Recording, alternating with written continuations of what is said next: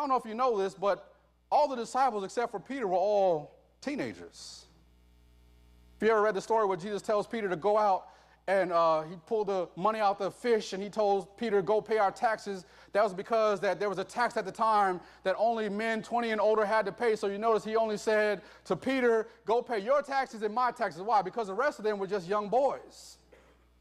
So I kind of understand why mama, you know how y'all mamas are. Come on now, y'all don't act like you don't know what I'm talking about. Y'all know how y'all are mamas. You love your babies. You're going to make sure that every advantage they can get in life, you're going to go to the school, you're going to talk to the principal, you're going to do everything within your power to make sure that your baby comes out on top. Some of y'all looking like you don't know what I'm talking about, but some of y'all moms I know personally, and I know you've even come to me when I was a youth pastor and said, now, Pastor, I want to make sure that my son gets to play in the band. And my son, mamas, I love you because you're going to do whatever it is that you need to do to make sure that your baby's on top. So mama said, Jesus, if you don't mind, they don't want number one, but can you let my babies have a little bit more playing time?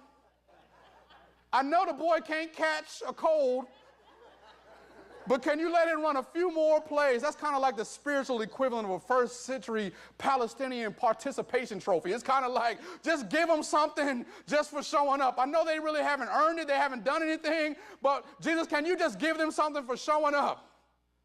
These are my babies. Hercules, Hercules. These are my babies.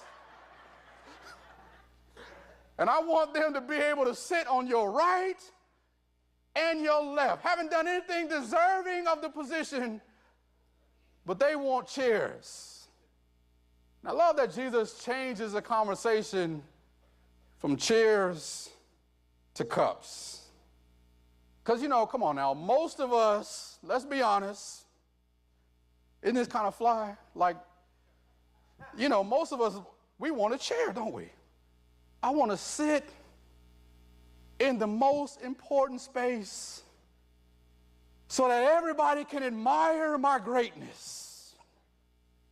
Yeah, Jesus, I don't want to be number one. You're number one. It's all you, man. You are the Son of God. I got you. But if you got any extra chairs next to you in your kingdom, because when they thought about kingdom, they thought about Jesus is going to restore power to Israel, and he's going to have this seat that's kind of considered the seat where he can judge right from wrong, and he's going to be the person who makes all the decisions, and everything's going to kind of flow through Jesus. Jesus, you are the man, and since I'm your boy, some of y'all know that, right?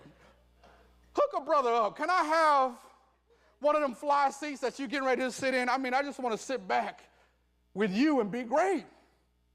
I want a chair. And come on now, let's not judge James and John, because don't most of us want the chair? We want the seat of importance. We want the chair where everybody can admire us, where the spotlight is on us. There's nothing wrong with wanting to be great, but isn't it hard sometimes when we're wrestling with this idea that if I'm going to be great, the best way for me to be great and the best way for me to ascend to greatness is to be somewhere where I can be seen? I got to tell you, man, I wrestle with that myself, and most of us wrestle with that because we think that greatness is made by, watch this, a number of people who applaud you. As long as people are clapping and applauding me, that means I'm great. Jesus, hook your boy up with one of those seats because, you know, the seat kind of set up high where everybody could see and he can make decisions, and everybody thought, man, this guy he's great. He's got one of them fly king chairs. You know, I grew up in one of those churches where, I'm not knocking it, but I grew up in one of those churches where they had one of those fly seats in the pulpit. You know what I'm talking about, right? And as a kid, I always wanted to sit in that chair. We were told, don't go up there. You can't sit in the chair. You can't go up there. And I'm like, man, the more you want me to stay away from that chair, the more I want it. And that's how most of us are, right? We want seat. We want the chair. Man, if I want to be great, that means I got to sit somewhere where, watch this, where I can be celebrated. I got to have a position in my life where I'm number one or at least number two or three. Put me in the top three. And some of y'all are like me, man. Every day I kind of wrestle with that because I'm on Amazon trying to figure out where do I rank. I want the seat. I want people to see me. Don't judge me like that. Don't stop looking at me like that. Because we're all the same. It's human nature. I want the seat. I want the chair. So, Mom, go over there and ask Jesus. Because Jesus is talking about now that he's getting ready to die. If you read it before what I read, he's getting ready to die. He's getting ready to go to the cross. He's trying to he's trying to tell them about what's about to happen and how the kingdom's going to be restored. And they're like, okay, so it sounds like this is about to go down really soon. And so before the other guys get wind of this, let's go ahead and try to raise our rank. Let's go ahead and get the seats. And did you notice that the other 10 got mad because they didn't think about it first? Man, I should have thought about that. I should have asked for Jesus to give me seat number 2 first. That's why they were mad, because they didn't get that idea in their head first. And we all want the chair, don't we?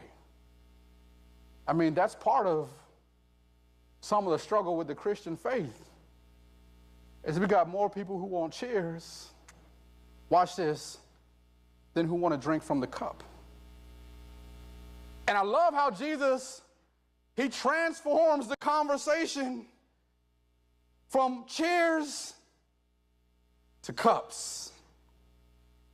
Because here's the reality, this whole idea of being great and having the seat of importance and having the seat of celebration, this whole idea of sitting in a chair where people can recognize how great I am, it is really a pathway away from greatness and towards this whole idea that I'm perhaps even God. See, trying to be great, watch this, trying to be great without God is really just trying to be God.